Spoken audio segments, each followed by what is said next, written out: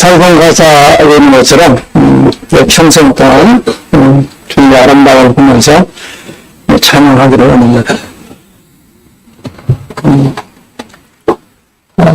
어제까지 아홉 타임을 했는데 오늘도 몇 타임 남았어요. 네. 어제 이제 그 오후에는 주로 이제 신약성경 복음서부터 성경 본문을 가지고 복음이 무엇인가를 이제 살펴봤어요. 오늘은 이제 남은 시간 동안에 조금 더 심도 있는 복음에 대한 이 고찰을 해보도록 하겠습니다. 먼저 우리 본론 들어가기 전에 갈라디아서 3장을 펴주시기 바랍니다. 3장.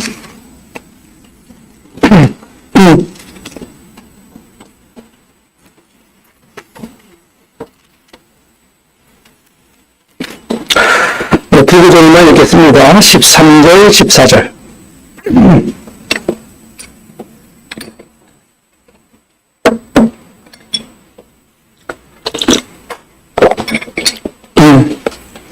읽겠습니다. 제가 읽는 성경은 이제 개역 성경입니다. 이거. 그리스도께서 우리를 위하여 저주를 받은 바 되사 율법의 저주에서 우리를 속량하셨으니 기록된 바 나무에 달린 자마다 저주 아래 있는 자라 하였습니다. 이는 그리스도 예수 안에서 아브라함의 복이 이방인에게 미치게 하고 또 우리로 하여금 믿음으로 말미암아 성령의 약속을 받게 하려 함이니라.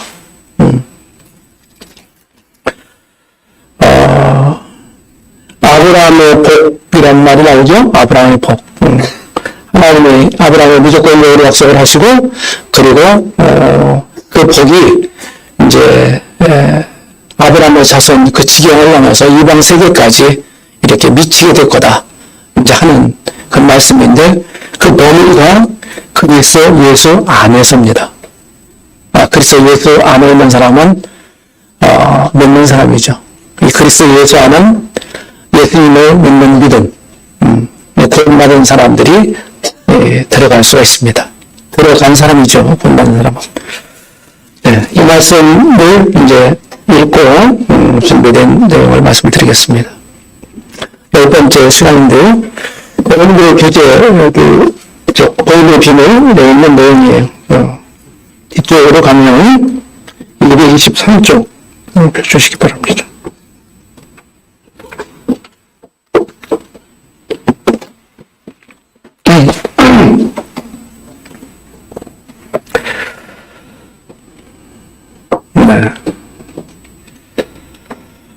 사실은 전도와 관련해서 이제 이 말씀을 드렸지만은 우리가 전도를 해야 되겠다. 그러면 이제 어떻게 전하지? 이런 질문을 합니다. 어떻게? 이런 거예요. 방법이죠. 방법론. 방법도 중요하지만은 더 중요한 건 복음의 내용, 본질이 더 중요하다. 이제 어제 이것이 무엇으로 해당되는 거다. 무엇을 변할 것인가. 이 무엇으로는 절대로 변할 수 없다. 이 말씀을 드렸어요. 근데 어떻게는 대상이나 시대에 따라서, 문화에 따라서 달라져요. 우리 모임의 역사가 60년 됐다 그랬잖아요. 달라져 왔어요. 지금까지. 그러니까 이건 절대적이 아니에요. 상대적인 것입니다. 그래서 반응을 중요하지만은 이 복음의 본질이 더 중요하다고 하는 거예요. 복음의 본질이 달라지면 그것은 무엇이라고 했어요? 다른 복음이다. 다른 복음을 전하거나 믿으면 저주를 받는다. 이 성경이 이렇게 되어 있습니다. 그래서 이 성경에서 말하고 있는 복음의 내용이 뭔지, 본질이 뭔지를 확실하게 우리가 알아야 돼요. 인지해야 합니다. 여러분 교재에는 없는 것 같은데, 제가 이제 쓴 여러 책이 있는데, 그 책 중에 이제 있는 것들이에요. 사실은. 거기에서 이제 가져왔는데, 이렇게 많은 이제 복음이라는 앞에 이런 수식어들이 있어요. 이런 여러 복음 관련 용어들이 있습니다. 세세하게 제가 이제 설명을 드릴 시간도 없습니다. 네. 어떤 점들을 강조하는 거예요. 복음이 뭐 이런 거다 하는 거야. 그렇죠? 하나님 복음을 보면은 이 복음은 하나님이 복음의 기획자다. 이렇게 이제 이해하시면 되겠고, 또 그리스도의 복음이라는 말이 나와요. 이 말은 그리스도가 복음의 완성자다. 그분이 죄 없는 그분이 저주의 사형들이 십자가에서 달려 풀려 죽으시고 다시 부활하셨다. 이것이 복음의 핵심이라고 말씀드렸어요. 이런 내용이에요. 그리고 어제 이제 사도행 10장 고넬료 가족에게 복음 전한 이런 장면을 또 봤는데 화평의 복음이란 말이 나와요. 화평. 이것은 이제 어떤 전제가 깔려 있냐면은 유대인과 이방인들은 별로 이렇게 성공 안 했어요. 유대인들이 이방인들을 생각할 때 안 좋게 생각했어요. 복음 생각하는 표현처럼 마치 상하의 개처럼 자기들보다 훨씬 더 낮은 수준의 사람들로 신고했단 말이에요. 유대인들이. 자기들이 그 선민이라고 하는 오리시를 가졌어요. 그리고 교만하라고 해서 그들을 부르시게 하거든요. 근데 그들이 오해를 했던 거죠. 그래서 이 복음이 이 둘을 하나도 만드는 거예요. 평하게 한다 하는 거예요. 이 복음 놀라운 능력을 가리키는 겁니다. 이런 여러 가지 얘기예요. 이런 게 있다 말씀드리고, 복음의 특징은 사실은 이 세 가지로 제가 정리를 했는데, 복음은 역설을 가지고 있어요. 역설적이에요. 모든 종교의 논리가 뭡니까? 자기 행위로 구원받는다. 자기 구주화라고 그랬죠. 그렇죠? 모든 게 다 그래. 행위 구원이에요. 종교는요. 네가 잘해. 그러면 네가 잘 될 거야. 네가 뭐 내세의 보장을 받을 거야. 이런 거거든요. 그러니까 지금 아무리 잘해도 그들이 나중에 종국에 가서 내가 진짜로 뭐 그들이 얘기하는 뭐 극락이든지 천당이든지 어디든지 좋은 곳이든지 간다고 확신할 수가 없어. 왜? 내 행위가 종결되지 않았으니까. 모든 종교는 기독교 외에 다른 모든, 그러니까 성경이 말하고 있는 복음 외의 모든 것들은요, 거기에 기독교도 포함될지도 모르겠습니다. 확실한 복음을 전하지 않는 데도 있으니까. 자기 행위거든요. 그래서 확신을 지금 현재 한다고 하는 건 그들은 가당치도 않는 말이에요. 가봐야 아는 거예요. 그러니까 끊임없이 노력하고 고행하고 이렇게 해야 되는 거예요. 그게 종교 논리거든요. 그런데 성경의 기독교는 그런 게 아니죠. 그렇죠? 성경의 기독교는 이미 하나님의 아들 그리스도께서 완성하신 대속을 힘입어서 우리가 구원받는 거기 때문에, 내세가 보장되는 거기 때문에 우리가 지금 현재 믿었다면 확신할 수가 있어요. 어떻게? 믿는 사람에게 주신 약속을 통해서.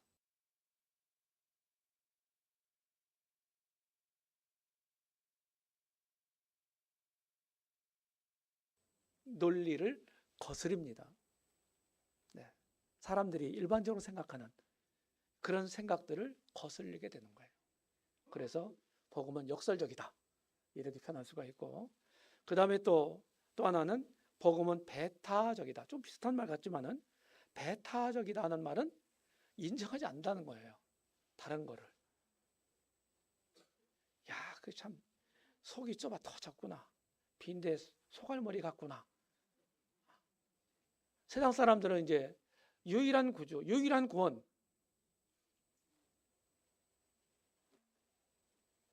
이렇게 얘기하게 되면은 뭐야 이게. 요즘에는 이제 뭐라고 그래요? 좀 어려운 말로 포스트 모더니즘 시대죠. 그죠? 다른 말로 하면은 상생주의란 말, 상생이란 말을 많이 쓰죠. 좀 어려운 말이긴 한데 뭐 그냥 못 알아들으면 그러니라 그냥 하고 들어가 넘어가서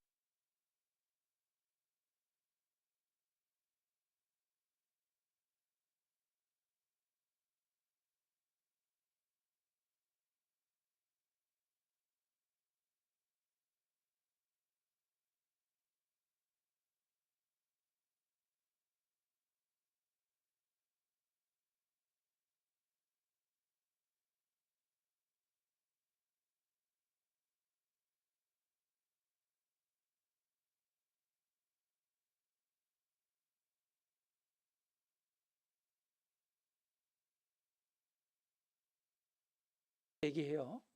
그렇죠? 그 다음에 구주는 딱 하나다. 한 분이다. 다른 이로서는 구원받을 수 없다.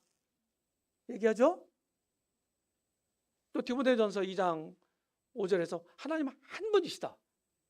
그리고 사람과 하나님과 사람 사이의 중보도 한 분이시다. 그런데 사람과 하나님 사이의 중보를 많은 것들 갖다 놓죠. 천사도 갖다 놓고 죽은 사람들도 갖다 놓고 뭐 훌륭한 사람이란 사람도 갖다 놓고, 맞죠? 근데 한 분이다. 성경이 이러거든요.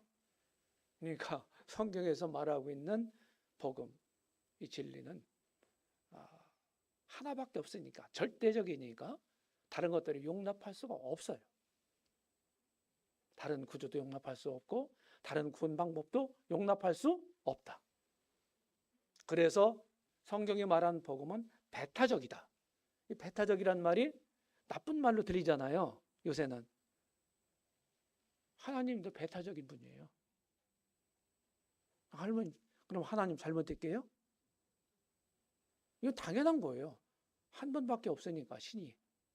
하나님 유일 독존하시니까. 다른 것들이 내가 신이야 하면은 인정하겠어요? 그래서 하나님은 우상을 인정하지 않아요. 우상 숭배를 가장 증오하사요. 증오. 우상 숭배를. 왜요? 헛된 데다가 마음을 들이고 그것을 섬기고 있으니까 다 쓰잘데없는 거거든요. 쓰잘데없다고 하는 표현 여기도 쓰나요? 다 쓰잘데없는 거예요. 그러니까 하나님 형상대로 지어진 존재, 그 존엄한 존재, 사람이 하나님이 사랑하는 그 사랑하는 대상인 사람들이 헛된데 시간을 낭비하고 거기에다가 자기 인생을 의탁하고 하니까 사랑하시니까 어떻게 돼요? 그렇게 하는 것들을 미워하시죠. 그렇죠? 구약성경 여러분들 검색 기능 뭐 앱 가지고 있죠. 질투하는 하나님이라는 걸 한번 검색해 보세요. 그게 대여섯 번 나옵니다. 근데 다 우상 숭배와 관련되어 있어요. 질투를 왜 해요? 우리 저기 이은주 자매님, 예? 남편을 질투를 언제 할 수 있겠어요? 해본 적 없죠? 언제 해보겠어요? 네, 뭐 그럴 리는 없겠지만 지금 예를 들기 때문에 우리 형제님이 우리 형제님이 다른 여인을 사랑한다. 나를 놔두고. 그럼 당연히 질투하겠죠. 똑같아요. 하나님도 그러신단 말이에요. 그래서 배타적이다. 이거 기억하시고. 그래서 이거는 뭡니까? 타협할 일이 아니에요. 타협할 일이 아니에요. 진리를 전하면, 복음을 전하면 배척받도록 되어 있어요. 세상으로부터. 그걸 이상하다고 생각하지 마세요. 성경 그렇게 되어 있지 않아요. 복음은 위대합니다. 또 하나. 왜 그래요? 어떤 사람이 어떤 종교의 전력을 가졌다 할지라도, 어떤 종교를 믿고 어떻게 해왔든지 간에, 어떤 죄인이든지 간에 진심을 가지고 복음을 듣고 주님 앞에 나오면 이 복음은 어때요? 오케이, 웰컴, 이러거든요. 이게 위대한 거예요. 야, 너는 조금 그 정도 되니까 이거는 좀 안 돼. 이 복음이 이러질 않아요. 야, 조금 더 돼 갖고 나와. 좀 이만큼 모자라거든? 이런 말 하지 않아요. 진심으로 회개하는 심정을 가지고 나오면 하나님 앞에 하나님은 환영하신다. 이게 복음이에요. 얼마나 위대합니까? 그러니까 우리가 복음적인 눈으로, 시각으로 세상을 바라봐야 돼요. 이 세 가지 시각이 있다고 말씀드렸죠? 복음적인 시각으로. 그게 하나님의 시각이에요. 시선이에요. 자, 조금 심도 있게 공부한다고 그랬죠? 성경에 보게 되면 이제 언약이란 말이 나와요. 특별히 구약 성경에 많이 나오는데 이제 이 복음과 관련해서 하나님의 구원사와 관련해서 아주 중요한 언약이 아브라함에게 하신 언약하고 또 모세를 통해서 이스라엘에게 주신 언약, 그 율법 언약 또는 모세 언약이라고 그러거든요.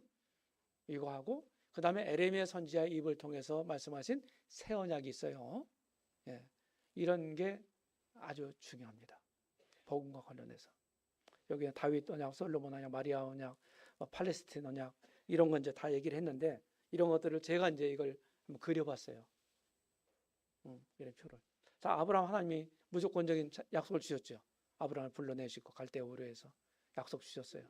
이거는 조건이 붙어 있지 않아요. 그냥 믿고 가면 되는 거예요. 그래서 아브라함에게 요구했던 건 뭡니까? 하나님이 무조건 약속을 주시고 믿음을 요구하신 거예요. 믿음. 그런데 아브라함 언약을 잘 분석해 보면 크게 두 구분이 있어요. 하나는 자손 관련 약속이 있고 땅에 관련된 약속이 있습니다. 그 땅은 물론 팔레스타인에 관련된 거죠. 가나안 땅. 이렇게 해서 두 가지로 구분을 될 수가 있는데 나중에 이제 이 자손 관련 약속은요. 다윗에게 또 약속을 하세요. 사무엘하 7장에 보면 다윗에게. 다윗에게 약속을 하는데 다윗 언약이라고 그러거든요. 다윗 언약은 아브라함 언약 중에서 자손과 관련된 언약의 보다 더 구체적인 약속이에요. 따로따로가 아니에요.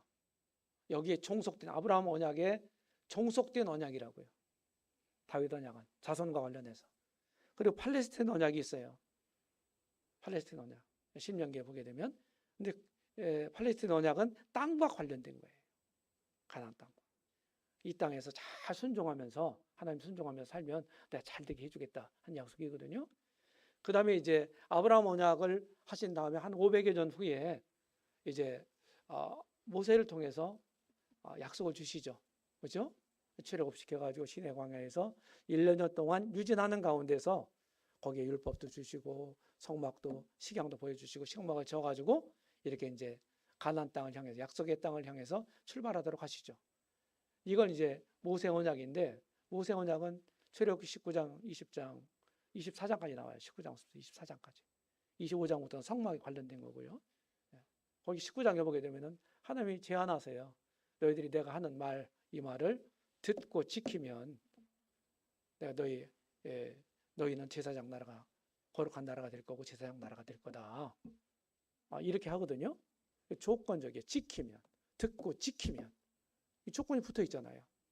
그렇죠? 이렇게 해서 이제 모세 언약이 이렇게 됐는데 아브라함은 그냥 믿으라고 그랬잖아요. 복음적으로 한번 생각해 보자고요.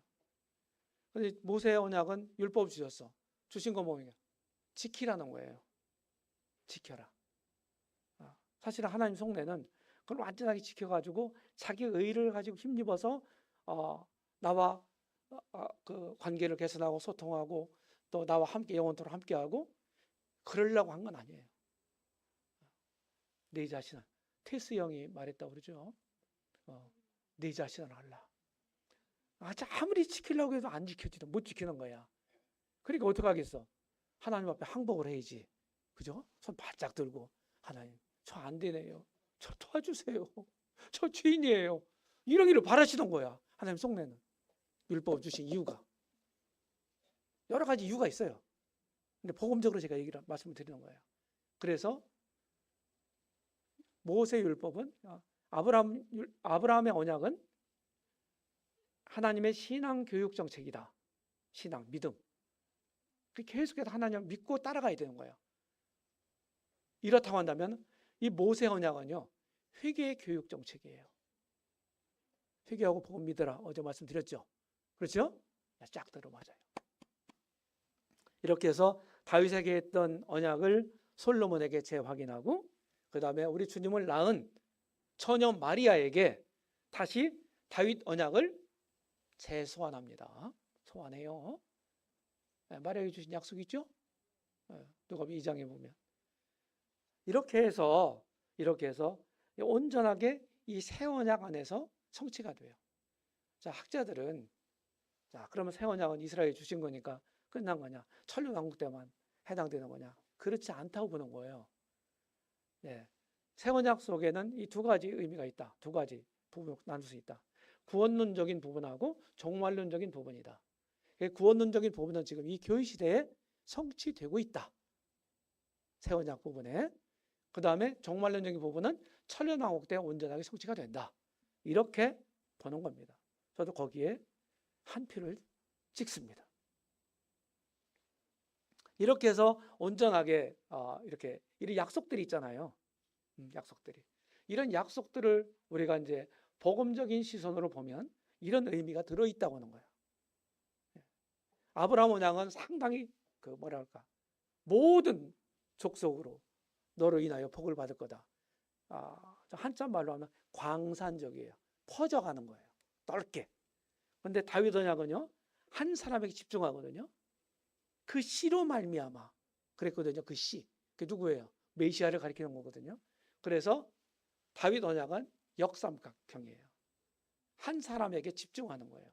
메시아 그리스도에게. 아셨죠? 이분을 통해서 이제 다시 아브라함 언약이 전 세계적으로 어떻게 퍼져가는 거예요. 지금 그 시대에 살고 있잖아요, 우리가. 그렇죠? 그래서 온전하게 바로 다윗 언약이 일부가 성취가 됐죠? 그러면서 어떻게 됩니까? 아브라함 언약이 완전히 자손관리 언약이 지금 성취되고 있는 거예요. 메시아가 재림하시면 어떻게 됩니까? 그분의 나라 왕국을 세우시고 천년 동안 공의로 통치하시면서 아주 좋은 세상을 만드시잖아요. 유토피아. 그게 천년 왕국이에요. 많은 사람들이 복을 받는 거죠. 이렇게 이제 이루어지는 겁니다. 자, 빨리 시작할게요, 이제. 자, 약속은 아브라함 언약이에요. 율법은 모세 언약입니다. 이렇게 대조할 수 있어요. 대조할 수 있어요. 모세 언약은 어떻게 됩니까? 수도 없는 모세 언약 속에는 뭐예요? 희생 제사 제도가 있죠. 그렇죠? 수많은 짐승들이 죽었어요. 누가 잘못했는데? 사람이 잘못했는데. 대속 제물이 짐승이었어요. 하나님이 지정해 주신 그죠? 동물들이 사람들을 대신해 죽었단 말이에요. 근데 구약의 모든 희생제사 제도가요 한 분을 가리키고 있어요. 누구? 예수 그리스도. 모든 사람들의 대속 제물로 오실 예수 그리스도를 지향하고 있다. 모든 구약의 희생 제물들이 그런 거예요. 그런데 문제가 있어요. 그래서 모세율법은 이 복음적으로 그리스도의 죽음을 가리키는 거예요. 죽잖아요. 그냥 까무러쳐다가 깨난 게 아니잖아요. 그렇죠? 목을 따고 피를 받아서 제사 절차에 따라서 제사를 드렸잖아요. 그렇죠? 그래서 죄를 어떻게 해요? 용서받단 말이에요. 근데 구약의 사죄라는 건, 죄 용서라는 거는 그냥 덮었다는 의미를 가지고 있다고 말씀드려요. 덮었다. 오늘날에는 완전히 어떻게 돼요? 제거했다. 사라졌다. 그런 의미예요. 지금 완전히 깨끗하게 씻었다는 거예요. 덮었어. 언제까지? 궁극적으로 메시아가 오셔서 이 구속을 완성할 때까지. 그때까지. 그게 어음과 같은 거예요. 어음. 구약 희생제사 제도는요. 무슨 얘기인지 아시죠? 그래서 구약의 희생 제물들은 사람보다 가치가 덜하죠. 짐승이. 맞아요? 사람도 뭐 짐승 같은 사람도 있지만은 사람이 훨씬 더 가치가 많단 말이에요. 그러니까 그 제사로는 안 되던 거예요. 완벽하게. 그렇죠? 우리보다 구속할 대상보다 훨씬 더 대성 제물은 훨씬 더 가치가 있어야 되는 거예요. 그래 넉넉하게 되지. 될까 말까 요정도면 요만큼 모자랄까 이렇게 하면은 불안하잖아요. 하나님 그렇게 안 하셨어요. 한두 사람도 아니고. 아브라함 언약은 뭡니까? 최절정이 뭐예요? 독자 이삭을 하나님께 번제로 드리는 거였어요. 모리아산에서. 창세기 22장에 나오죠? 네, 그게 절정이에요. 실제로 이삭은 실제로 죽지는 않았지만 죽을 뻔했죠. 그렇죠? 죽었다고 치고 다시 살아났어. 이게 뭘 보여주냐면은 이미 아브라함 마음 가운데는 아들을 로마 4장에 보게 되면 어떻게 됐어요? 죽였어요. 제물로 이미 드렸어. 그런데 왜 그렇게 아무 이의를 달지 않고 100세 때 얻은 아들을 이의 달지 않고 그냥 드릴 수 있었느냐, 기꺼이. 그거는 하나님이 어떤 분인 것을 알았어. 죽은 자도 살리실 수 있는 하나님이다. 이 부활의 능력을 가진 하나님이다. 이걸 믿었던 거예요. 내가 애를 낳을 수도 없는데 내 부인도 살아도 낳을 수가 없는 지경에 이 아들을 주셨는데 하나님 못하실 게 뭐 있지? 얘를 진짜 불에 태워서 번제로 드렸다 할지라도 하나님이 살리실 수 있는 분이야. 이 하나님을 알고 믿었단 말이에요. 이게 아브라함 믿음이었어요. 그러니까 아브라함 언약은 그리스도의 부활을 잘 보여주고 있는 거예요. 회개하고 복음 믿으라. 이렇게 되어 있죠. 네, 지나갑니다. 네, 지금 설명한 거니까. 복음에 대해 얘기도 어제 얘기했죠. 고린도 전 후서를 통해서 예수님은 하나님의 아들이심을 전파됐다. 이분이 내 죄를 위해서 죽으셨다. 그리고 나를 의롭다 하시기를 바라셨다. 그리고 이분은 나의 주되신 것을 전파했다. 우리의 주되신 것을 전파했다. 바울이 이런 말을 했잖아요. 제가 이제 이게 원두막이죠? 원두막인데 제가 이제 뭐 사진을 이제 캡처하는 것도 많아요. 그래가지고 막 이렇게 쓸 수는 없어요. 요새는 또 까다로울 때니까. 그 되도록이면 이제 직직 사진을 이제 사용하려고 그러는데 이것도 직직 사진입니다. 이게 어디 있는 건지 아세요? 예? 맞아요. 가보셨구나. 써 있어요? 컨닝을 하셨구나. 오죽헌에 제가 이제 한 서너 번 갔었는데, 거기 갔더니 이게 있어요. 그래가지고 딱 찍어가지고 또 써먹는 거죠. 좋은 쉼터가 되겠죠? 이렇게 전파한 내용, 회개하고 복음 믿으라. 아브라함 언약과 모세 언약 이 두 가지를 생각해 보십시오. 구약적으로. 사도 바울도 어제 말씀드렸죠. 사도행전 2장 21절에 하나님께 대한 회개와 우리 주 예수 그리스도에 대한 믿음을 정언했다. 내가 이렇게 전했다. 눈물로 그렇게 하면서 회고하는 거예요. 3차 전도 여행을 마감하는 길에 귀록길에 밀레도라고 하는 항구 도시에 이제 왔어요. 바울이 일행이. 그리고 거기서 좀 떨어져 있는 에베소에 있는 교회 장로들을 오라고 그래요. 그쪽으로. 바울이 가는 게 아니고. 그래서 고별 설교를 하거든요. 고별 메시지를 해요. 그들에게 당부. 이게 사도행전 20장에 나와요. 네. 자, 회개와 믿음을 한번 비교해 보자. 회개. 논리적으로 이렇게 우리 단순한 표현으로는 믿으면 구원받는다. 맞죠? 그런데 단순한 그 표현의 믿음이라고 하는 덩어리 속에 이 회개라는 요소, 믿음이라는 요소가 있다. 이렇게 보시면 돼요. 성경은 모순되지 않아요. 하나님은 모순되실 수 없어요. 왜 그렇습니까? 그분은 완전한 분입니다. 그분 입으로 내신 이 말씀은 우리가 생각할 때 이거는 논리적으로 모순적인데? 이거는 잘 안 맞는데? 이런 것이 있을 수 있어요. 우리 측에서 볼 때는. 그런데 실제로는 그렇지 않아요. 하나님은 그러실 수 없어요. 그러면 하나님이 아니에요. 그런 분은. 우리 믿을 필요도 없어요. 그런 분은. 하나님은 결코 모순이 있을 수 없다. 우리가 다 이해하지 못할지라도. 그런 하나님을 우리는 믿는 겁니다. 자, 회개. 회개는 뭡니까? 논리적 설명이에요. 하나님께 대한 회개라고 그랬어요. 사도 바울이. 그래서 내가 죄를 짓고 살았잖아요. 그래서 회개라고 하는 뭐냐? 헬라어로 메타노이아라고 하는 말이죠. 메타노이아. 이거는 돌아선다. 운전 용어로 유턴한다. 그런 의미예요. 내가 하나님 없이 하나님 저기 계시는데 하나님 등지고 살았잖아요. 하나님 없이 살았잖아요. 그렇죠? 그래서 이제 하나님을 알았을 때 하나님께 향해서 하나님을 향해서 돌아서는 걸 회개라는 의미예요. 돌아서는 것. 하나님 없는 삶 그 자체가 뭐예요? 하나님께 반역죄를 짓는 죄다. 무신론 자체가 죄다. 하나님 계신데 왜 없다고 그래요? 내가 존재한다는 것은 뭡니까? 부모님이 계시다는 얘기잖아요. 고아일지라도 나는 부모님이 없어. 고아일지라도 이런 말을 하면 안 돼. 그건 사실이 아니에요. 부모님이 계신데 나는 어디 계신지 몰라.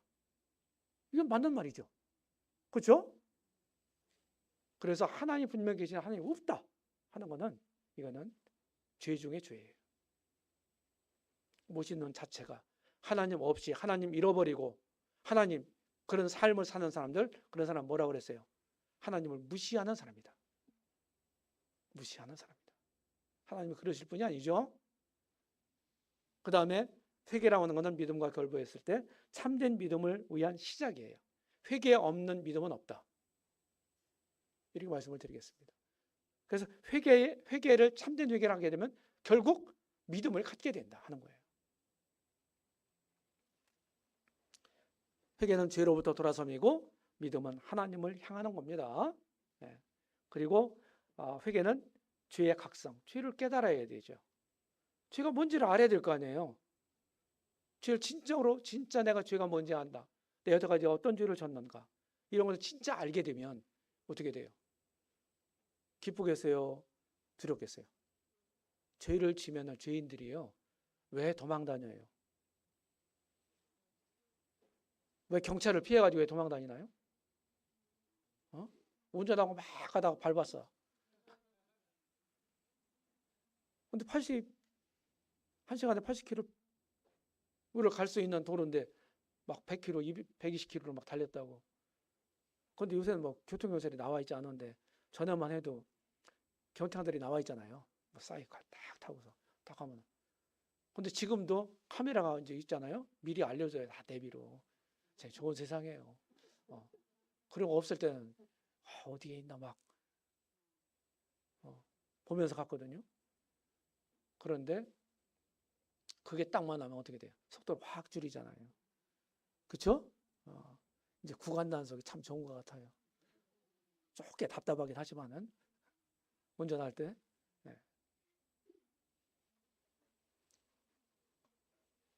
두렵단 말이에요. 당연한 거예요. 나중에 얘기하겠지만 회개를 이루는 단계는 밭갈이 단계라고 그랬죠. 청론, 강론 단계. 그렇죠? 그렇게 했다고 했죠? 그건 뭐 다음번에 와서 말씀드릴 거고. 이제 그거를 다 교제를 했는데 다 들었는데 해벨 내에 웃고 나간다면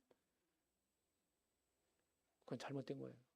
저는 그래서 둘 중에 하나라고 그래요. 하나는 그냥 안 들었던지 듣는 척하고 그냥 앉아만 있었어. 그 내용 몰라. 지옥에 대해서 막 얘기하고 막 죄에 대해서 막 듣고서 그랬는데 당신 멸망할 사람은 지옥 가고 있어 지금. 이런 얘기를 듣고서도 웃으면서 나간다? 말이 돼야 안 돼요? 안 되지. 그리고 또 하나는 정신 이상자든가. 정신 이상자 아니고서는 지옥 가는데 그냥 웃을 수 있는 사람은 아무도 없죠. 심각한 얘기죠. 그리고 믿음이란 것은 하나님 사랑에 대한 반응이에요. 믿음. 그래서 하나님이 우리에게 은혜를 내려주시잖아요. 사랑을 내려주시잖아요. 그것을 내가 수납하는, 받는 방법이 뭐냐? 믿음이에요. 회개는 구원의 필요성을 제고하는 단계라면 믿음은 구원의 방법을 얘기하는 거예요. 무엇을 어떻게 믿는가. 그래서 나중에 소개해드릴 밭갈이 단계 회개는 여기에 해당되고 믿음은 씨 뿌린 단계에 해당된다. 자, 여기서 회개의 의미 뭐예요? 나는 괜찮은 사람이에요. 난 훌륭하게 살아왔어요. 이런 사람이 회개하는 사람은 아니죠. 맞죠? 나는 형편없는 사람이군요. 난 멸망할 죄인이군요. 이게 무슨 얘기예요? 자기 부정 아닙니까? 자기 부정이 전제되지 않는 참된 믿음은 존재할 수 없어요. 그 다음 믿음이라는 건 뭔가요? 하나님, 당신이 하신 일이 참 놀랍습니다. 저를 위해서 너무나 감사하네요. 하나님 살아계신 그분이 나를 위해서 이렇게 하셨다니요. 하나님에 대한 긍정이거든요. 믿음이라는 게. 그러니까 이 복음 안에 뭐가 있어요? 회개하라고 촉구하고 있고 믿으라고 촉구하고 있잖아요. 복음이. 맞죠? 이 복음이 의미하는 바가 뭐예요? 이것이 우리 삶의 신앙생활의 원리예요. 날마다 나를 자기를 부인하고 주님을 인정하면서 긍정하면서 주님을 따르는 거예요. 이게 제자도의 삶 아닙니까? 맞죠? 다 복음의 원리에서 나온 거예요. 이게. 그러니까 복음이 구원받는 수단이라고만 생각하지 마세요. 복음이 모든 걸 포함하고 있어요. 우리의 저 소망까지도, 영화까지도. 그러니까 그냥 간단하게 생각하지 마시라 하는 거예요. 이 깊고 오묘한, 심오한 이런 복음을 우리가 알게 된 사람들이고 믿은 사람들이고 이 복음이 주는 놀라운 수혜를 누리고 있는 사람들이다 하는 사실을 기억하시기 바랍니다. 전인적 회개와 믿음. 자, 지식적 구원이다. 이런 표현을 우리가 쓰죠. 맞죠? 자, 전도자는 어떤 사람이라고 그랬어요?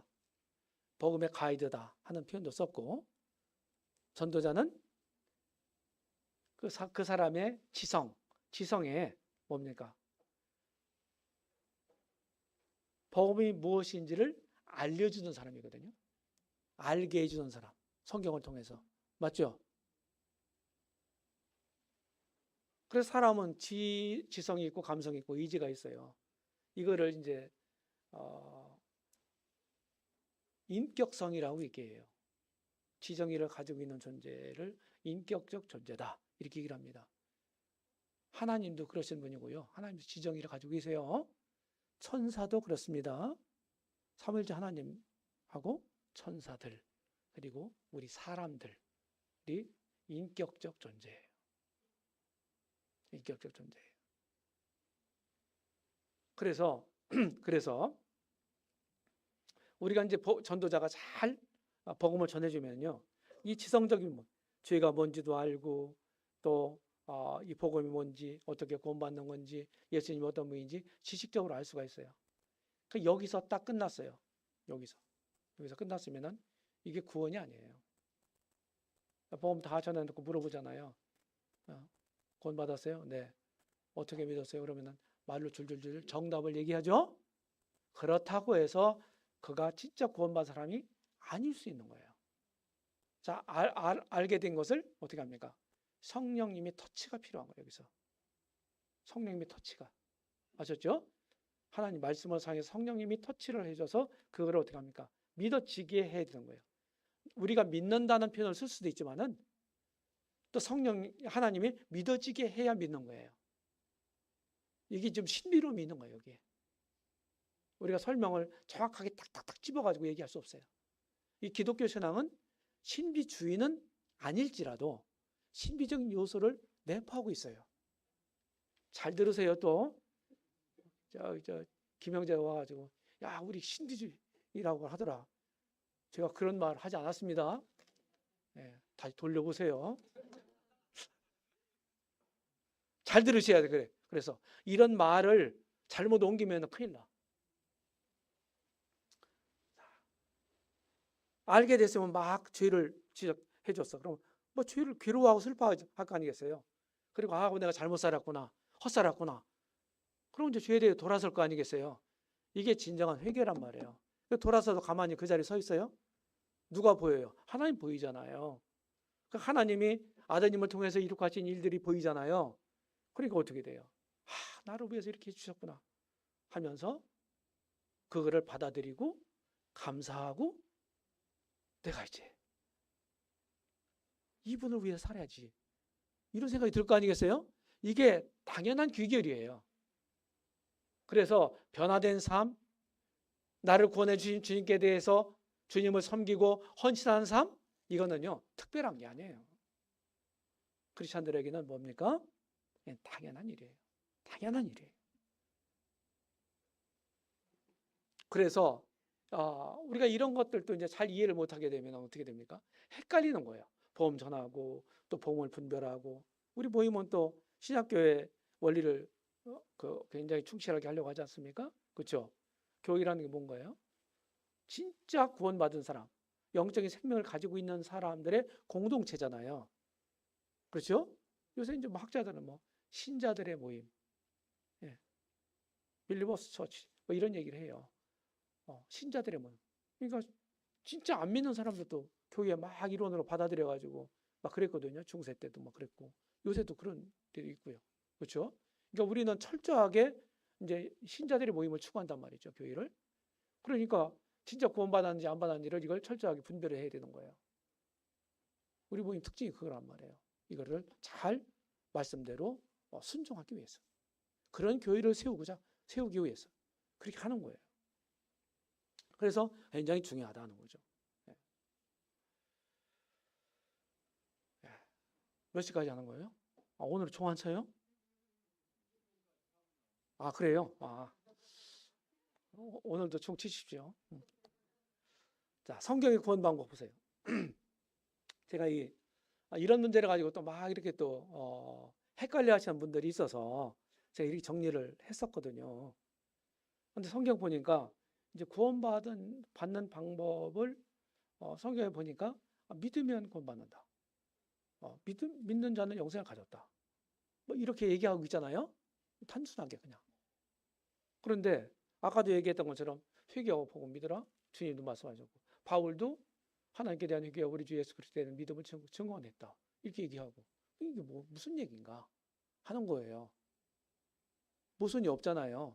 모순 없도록 우리가 잘 이해를 할 필요가 있잖아요. 그래서 이 믿음으로 구원받는다 하는 방법은 제가 조사한 것만도 이렇게 많아요. 신약성경에. 더 있을 거예요. 그 다음에 회개하고 복음 믿으라 하는 말은 제가 어제도 논리적 편이다. 이거는 논리적 편이다. 이렇게 말씀을 드렸어요. 다 성경적인 거예요. 또 하나. 제가 통합적 편이라고 그랬는데, 성경을 제가 이제 쭉 이렇게 공부를 하고 정리를 하다 보니까 이런 말들이 나와요. 회개란 말, 믿음이란 말, 죄 용서, 죄사함이란 말, 또 주재권, 주권이란 말. 그 믿는 복음 단계에서 복음적인 구절들이 예수님의 주권에 대한 얘기예요. 주권에 대한 얘기예요. 주라고 하는 말은 없지만은 고린도후서 5장 14절에 보게 되면은 그리스도의 사랑이 우리를 강권하시는도다. 한 사람이 모든 사람을 위하여 죽었으니 모든 사람이 죽은 것이라. 이랬거든요. 그리고 15절에 뭐라고 얘기하고 있어요? 이제 다시는, 그렇게 이제 죽으신 이유가요. 주님이 그렇게 사랑을 주신 이유가, 이제 다시는 저희 자신을 위해 살지 않고 자기를 위하여 죽었다가 살아나신 자를 위하여 살게 하려 하심이니라. 이게 고린도후서 5장 15절 말씀이에요. 그래서 우리는 이제는 예수를 육체로 알지 않는다. 이런 것 시원하고, 17절에 보게 되면 누구든지 그리스도 안에는 새로운 피조물이라. 이전 것은 지난 보라 새 것이 되었도다 하는 말씀이 이어지는 거거든요. 그러니까 15절 같은 말씀을 잘 보면은 그게 주님을 위해 산다. 나를 위해 살던 삶을 주님을 위해 산다. 뭐 삶의 목적이 전환이다. 이렇게 표현할 수도 있는데, 이거는 주인이 바뀐 거예요. 이제 주인이 바뀐 거라고. 주님을 위해서, 주님 뜻대로. 주재권에 대한 얘기예요. 그래서 제가 이 그림을 그려봤어요. 이 그림. 이 뒤에도 있나요? 크게요? 없네요. 이 그림. 성경에서 말하고 있는 믿음이, 신앙이 뭐냐? 믿음, 회개, 믿음, 순종, 용서, 주권, 이런 거 있잖아요. 이런 것들이 사실은 한 덩어리다. 자, 우리 모임을 영어로 뭐라고 얘기하나요? 브레티스. 이제 형제들이란 말이고, 우리는 교회라고 하는 말을 어셈블리라는 말을 썼어요. 이제 다비 형제님이 헬라어에 능통했던 분이거든요. 예, 그냥 언어에, 성경 언어에, 히브리어도 그렇고, 라틴어도 그렇고, 아주 뭐, 대단한 학자예요. 이분이 이제 그 사본을 가지고 직접 번역한 성경이 다비 성경이에요. 예, 새 번역이라고도 하죠. 뉴 트랜슬레이션이라고 하죠. 네, 다비 성경이라고 일반적으로 알려져 있단 말이에요. 그런데 거기에 이제 이 교회라고 하는 말을 이제 에클레시아라고나 헬라어를 어셈블리라고 번역을 했단 말이에요. 어셈블리. 그래서 그 말을 이제 모임에서 주로 즐겨 사용하는 용어가 됐어요. 근데 어셈블리가 뭐 꼭 이 기독교 안에서만 사용하는 말이 아니죠. 자, 기계공학 하신 분들 혹시 손 들어보세요. 기계공학. 뭐 아니면 자동차 부품 뭐 아시는 분? 어떤 한 덩어리로 되어 있는데 그 안에 여러 부품들이 함께 결합해서 만들어진 게 있죠. 이걸 뭐 어셈블리 이렇게 얘기하죠. 맞아요, 안 맞아요? 저는 뭐 기계공학하고 거리가 있는 사람입니다. 그 말이거든요. 그러니까 믿는 사람 여러 사람들이 이룬 그 생명의 공동체, 그게 교회다. 네. 그래서 믿는 사람이 누구예요? 뭐 크리스천이라고 할 수 있죠, 그죠? 크리스천 어셈블리. 이게 사실은 교회란 말이거든요. 성경에서 말하는. 그거나 마찬가지다 하는 거예요. 제가 이제 통합적 표현이라고 얘기를 했는데 무슨 얘기인지 아시죠? 근데 여기 이제 하나하나 이런 뭐 여기 그 하나하나 다 이제 성경을 찾아서 이렇게 읽어보면은요, 사실은 이 순종이란 말도 믿음이란 말과 동의어로 사용된 적도 있고, 회개란 말도 믿음이란 말과 동의된 적이 있고, 또 복음 이 구절 가운데서 투용사 당연히 있고, 주권도 함께 있는 구절들이 여러 구절들이 있더라 하는 거예요. 주권도. 어제도 봤잖아요. 로마서 14장에 있는 말씀. 그죠? 네. 10분간 휴식하고 하겠습니다.